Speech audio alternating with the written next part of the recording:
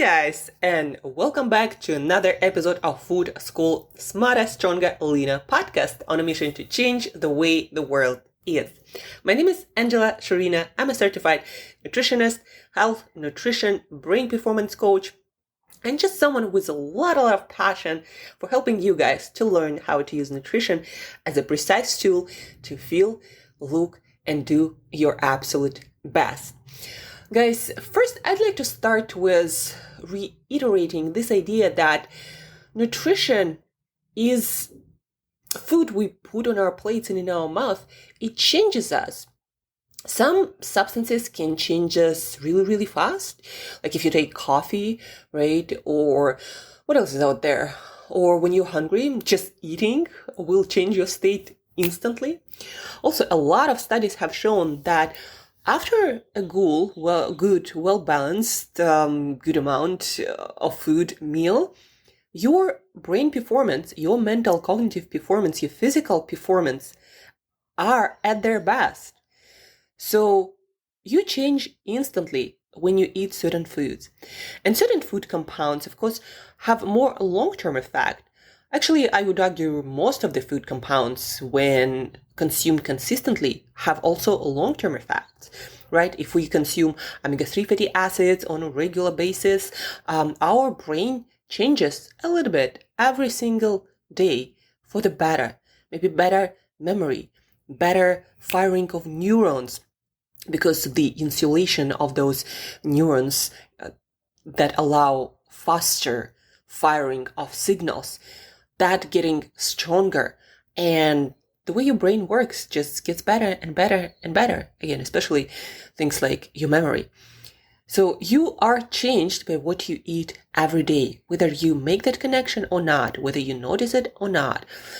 A lot of, these days we hear a lot, we read a lot about increased anxieties and all kinds of mental disorders. And I would argue, like a lot of other scientists, nutrition scientists and neuroscientists, they say that a lot of it has to do with our diet. Because our diet is a bunch of chemicals. We eat our food in pounds every day. And it changes our gut microbiome that we have trillions of bacteria there. They say that 50% of all the molecules circulating in our blood are made by those bacteria. And it makes a difference who we feed and who lives in our gut, right? And then all these different molecules playing out their, movie in our gut, in our blood. I'm talking about molecules in our food, different compounds. And of course, all of that matters a lot for the person you are today, how you feel, whether you feel positive and optimistic and driven, and whether you are resilient and when things don't work out, you still persist, you learn and you continue, or you are anxious, insecure, not sure, looking on a darker side of things. And, you can always look at the darker side of things. Things can always look worse in your mind than they actually are. And they can look better. And looking at the bright side of things is an amazing skill and quality, because when you look on the bright side of things, you are motivated to change things, to take actions, and actions change the world. Whereas when you are on a negative side of things, when you look on a, not so positive side of things, you don't take many actions. And guess what, guys? Inactivity usually makes things worse. So this is a short intro to the idea that food changes us, changes the world. And that's why I'm so passionate about making connections in more people's heads about how food can change the world. One person at a time, one thought, one emotion, one action at a time. Today, I'd like to cover two topics briefly.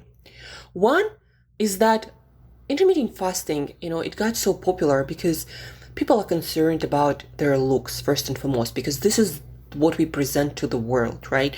We say, don't judge the book by its cover, but we do. When we see a person, when they're fit, when they're in good physical shape, or, at least not overweight, we tend to assign more positive qualities to this person. That's just what we do, whether you know it or not, whether you are aware of that or not. That is what we do. And people are concerned about their image. And that's why, people are concerned more about weight loss and then about health aspects of things. And people are interested in easy, simple tools like intermittent fasting. Not so much that it's easy, but it is simple. You either eat or don't eat for weight loss. And a lot of people don't understand that if you just put fasting on the top of poorly designed, nutritionally poor diet, it makes things worse, especially long term. Now, you might lose some weight and it might bring some benefits, like might stabilize more or less your blood sugar for the moment, at least your insulin levels, and that is, of course, is positive. But if you continue keeping poor diet with very few nutrients or deficiencies in core, some essential nutrients that we need to thrive and maintain health today, mental and physical and long term, if you're constantly, either on a poor diet, eating some, pizza, croissants, or whatever that might be for you guys. And I'm not calling these foods to judge any of the foods. It's just like these foods that came to my mind when I'm thinking about nutritionally poor foods, right? Compared to, let's say, fatty fish, salmon, and broccoli and spinach and beans and lentils, all these foods that are really nutrient dense. So when you eat a nutritionally poor diet, and then on top of that you fast, you add stress, you deprive your body from nutrients even more. Now you might lose weight at the beginning, but you will get that weight back, usually more, and also your health will suffer more. That's not a good pattern. Like, I have some friends who are either on a poor diet, eating whatever and not in a good way, or they fast, right? And so you kind of like cutting that tree at the root, because your body is lacking nutrients while you're on a poor diet, at the same time going through all this metabolic stress and increased inflammation. And then you fast and your body needs nourishment to maybe repair that damage, but it doesn't get anything because you fast and there is no nutrition coming in. And so you get weaker. Even though you might again lose weight, but your health's going to get worse. And with worse health, usually your weight will come back. Or you're going to be nutritionally so deprived that you lose weight, healthy weight, and muscle mass, and you're going to be nutrient deficient, and maybe your bone mass will suffer, and of course your mental health will suffer, and your performance, mental and physical, and your hormones will go out of balance. And at the end of the day, you'll start developing cravings because your body is always deficient in something, and your health just gonna get worse from there, right? So fasting on top of nutritionally poor diet is not a great idea. Now, once in a while, it's probably okay to do that. Like, meaning if you were on a nutritionally poor diet and then in order for you to start eating better, you feel like you need to restart and you need to maybe stop eating for a while. Now that's fine if you would also decide maybe go on some juice or smoothie fast, right? If you need that restart. But if you do this restart, keep in mind a long-term picture and design while you're doing this reset for a better diet. How can now you include nutrient-dense foods? And those are whole foods of different food groups, from fish to eggs to different kinds of meats and organ meats to a lot of vegetables like broccoli, like spinach, like Swiss chard, tomatoes, bell peppers, beets and onions and mushrooms and all kinds of fresh fruit. And then we have beans and lentils among the richest foods, and fermented dairy products that will come back in a second to why they're so beneficial for your brain. So design for a plan of better eating after to help your body to restore health and get better and better and better. And that's how you not just make your health better, your mental and physical performance better. That's how you also will keep losing unhealthy weight if you need to. You will build some muscle up. If you train, you will look better and feel better, and weight loss will become automatic, and it will feel like no work at all, because now you eat all these amazing nutrient dense delicious foods. You're not feeling like you're depriving yourself. A lot of your cravings will go away by themselves now that you're getting all this nutrition. And that's again when and where weight loss become a permanent thing. I think that you don't even notice. Very often people ask me, like, what do you do to maintain yourself in such a great shape? And I honestly don't do much, except that I eat whole foods, very nutrient dense diet every single day. Besides that, I don't do much. I don't count anything, but also, to share with you a little bit, I don't go out of my way to overeat. I almost never overeat. I don't cook with oil. So I use some tricks, to make sure that my calories are in balance, because that still matters. But more often than not, I just eat a lot of whole foods, and that's it. That's what I'll do. And I sleep well, I exercise, and then weight loss is not an issue. Your body does not want to be fat, and especially unhealthy fat, if there is no need, and you nourish your body, your brain, they will play with you. And guys, from all of my dieting experience, and that's been like a decade of my life of struggle, of constant going back and forth, heavier and lighter, feeling good, not feeling good, and then feeling guilty, and when I was getting leaner, feeling stressed that I'll bounce back.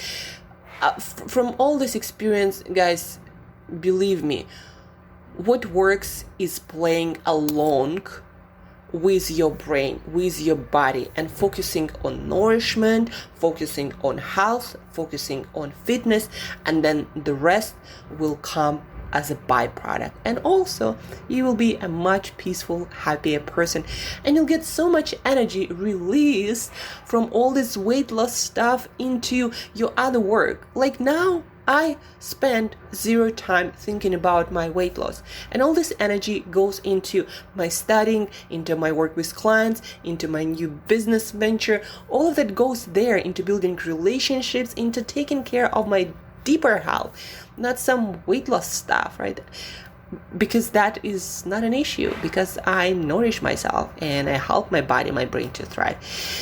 So don't just fast on top of crappy diet, because at the end of the day, guys, it's gonna make you feel worse, and more often than not, it's gonna make you look worse, and you'll have to come to terms with the idea that you need to take care of nutrient dense foods. You need to learn how to eat a balanced diet.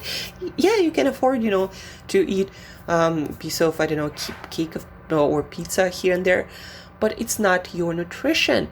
It's not your main source of nutrients. They should never be. That's like an entertainment you do once in a while, or like going to the movie. You can't go to the movie, the whole week instead of work, can you?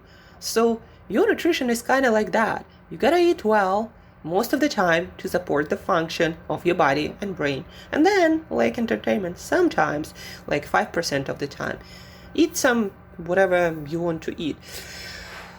That's for today, guys, about that. Now let's get back to fermented dairy, specifically kefir, that was highlighted in the recent study. I'm going to link the study in the show notes. So adults were assigned to consume 8 ounces, about 240 milliliters of fermented unsweetened dairy, specifically kefir. And they measured their bacterial lactobacillus, I think that's how you pronounce it, in their gut, and they also measured their memory performance, specifically relational memory. And I wasn't sure what relational memory was, and it is basically the kind of memory when you remember not just a face of a person, but you also remember their name, their birthday, kind of relate all these facts together to create a whole picture of this person. Or for example, when you remember a map of a certain area of the city, and you also remember that you met certain people there, and you remember that there were certain events that you attended, right? It's like putting a more complete picture of a thing, of a person, of a place, of an event. That's what relational memory is. And so I'm not sure how exactly they tested it in participants, but after consuming that fermented dairy for 4 weeks, 240 milliliters every single day, their memory improved and the amount of bacteria increased, that lactobacillus, although they in the study said that they somehow tested that the memory improvements was not related to the increase in bacteria. I'm not sure how it was tested. Need to look deeper into that, but the amount of those bacteria still increased by 235%. And why I'm telling you about fermented dairy? Well, I've been consuming yogurt and kefir whenever I can get my hands on it, plain, no sugar, kind of on a low-fat side, and that's what they also used in a study for, I think, more than a year now, 500 milliliters every day. And I specifically eat it before mentally demanding work or when I have to give a public talk. I eat that dairy about 1 hour, 90 minutes before that event, and that sets my brain on fire. Like, I feel like everything is on. When I watch my last public talk that I'm also going to show link in the show notes, it was all about brain performance, 25 minutes that I gave for a digital nomad conference. When I gave my last talk and I was watching the video, I'm like, oh my God, I did good. Like, I was worried that, it didn't look good or that I was stumbling, because when you're in stage, you can't really give the talk and also analyze your talk at the same time. But when I watched it again, I was like, that was good. My brain was working, my brain was on. And that's exactly what I did, even though a lot of public speakers, they say don't consume dairy, but I believe it depends on the kind of dairy products. And of course, if you are super lactose or intolerant, and although fermented kefir has very, very tiny amount of lactose, because all these bacteria, they eat that lactose, that milk sugar, to ferment, to live, and to produce lactic acid and a lot of other different compounds. So back to the point. I consume dairy right before my public speaking events, and it's like some sort of smart drug on nootropics. Seriously, it works like magic. And so there is just this study that one of the scientists highlighted that I follow about fermented dairy and how spatial memory improves, relational memory improves.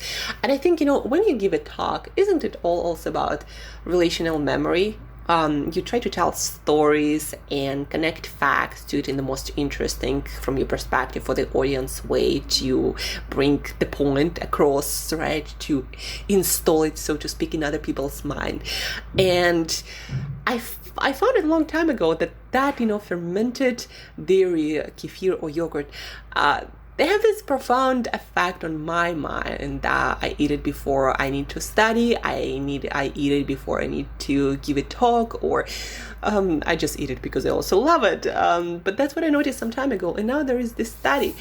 And I often, find that to be true, that I notice certain properties of foods, like of chocolate, that it increases this flow state by boosting all the neurotransmitters, all the 5 major neurotransmitters that are present in flow state. I noticed that about chocolate. I'm like, let me use it, and let me advise other people to use it. And also now there is more and more science coming out about the brain boosting effects of chocolate. So I notice things about food because I love food. I'm passionate about it. I want to understand it better, and how it changes us, and how we can use it to change ourselves and improve our lives and improve results that we get in life from taking certain actions, right? And so now there is this study. I'm like, okay, so fermented dairy, I'm gonna advise it even more. And by the way, in that talk that I've linked in the show notes, in that talk, I'm also talking about yogurt. What's also interesting about dairy yogurt specifically is that it's a source of naturally occurring calcium, a lot of them. And calcium, guys, it's one of the major electrolytes in the body, in the brain. It is used to release neurotransmitters. So basically, for example, let's say your neurons need to release dopamine to make you motivated, right? So calcium is needed to make any release of any neurotransmitter happen. And so when we don't get enough, when calcium amount is suboptimal, when maybe your body, your brain, they have to do more work to get calcium, like taking it out of your bones.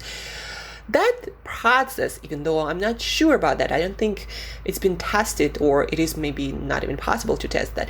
So I'm not sure if that process is as efficient as when you get your calcium from food sources. And specifically, it seems like fermented dairy might have some special bonus for having that mind-brain boosting effect, specifically relational memory. And again, calcium is needed to release neurotransmitters, all kinds of neurotransmitters needed to not just memories happen, but also to make our brain and muscles work in general, right? We need to contract muscle, calcium is needed for that. We need to think, calcium is needed for that. We need to act, calcium is needed for that in our nervous system.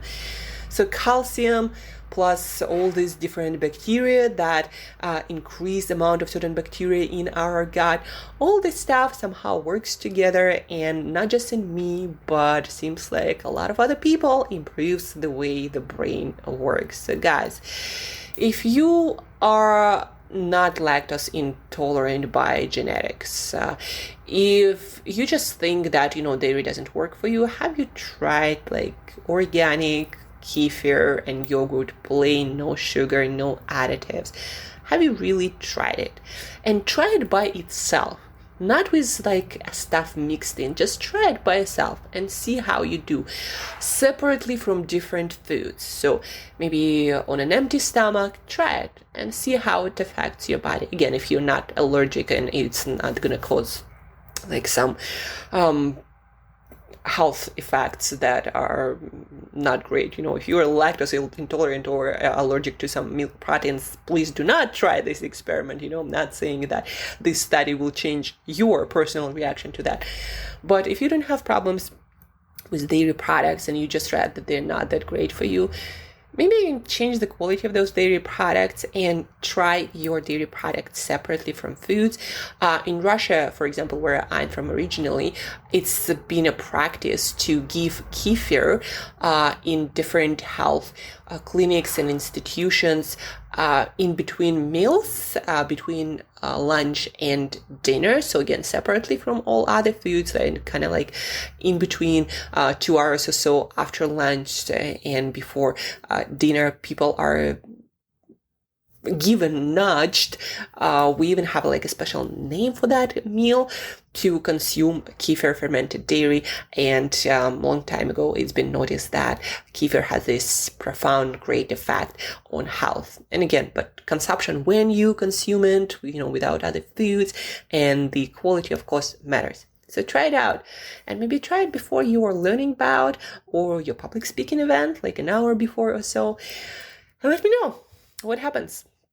If you need any help choosing your best kefir, no matter where you are in the world, or making your own, because it's actually quite easy to make from milk when you get kefir grains. You can get them even on Amazon. Yeah, you can buy bacteria on Amazon, guys. I did that back in London. So if you have any questions about making kefir, choosing kefir, let me know.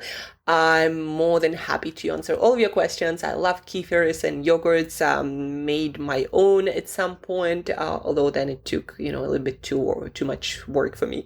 Then I was prepared to dedicate to that. So reach out, ask me questions about kefir. Understand that coconut kefir is not the same as dairy products kefir. It does not have, the same properties. So for one thing, it doesn't have that naturally occurring calcium and a lot of other vitamins and minerals. So I'm not sure how your coconut kefir might work. Not saying it's bad, it's just not the same. Reach out, ask questions. Please do not use fasting as a excuse to eat whatever the rest of the time. That just doesn't work like that. You need to nourish your body and brain with nutrients that you need to thrive and feel good mentally and physically. And that's it for today, guys. Thank you for tuning in. Thank you for listening. Don't forget to check out the links in the show notes, the study, and then my talk that I recently gave, just 25 minutes, but a lot of really cool info and also fun.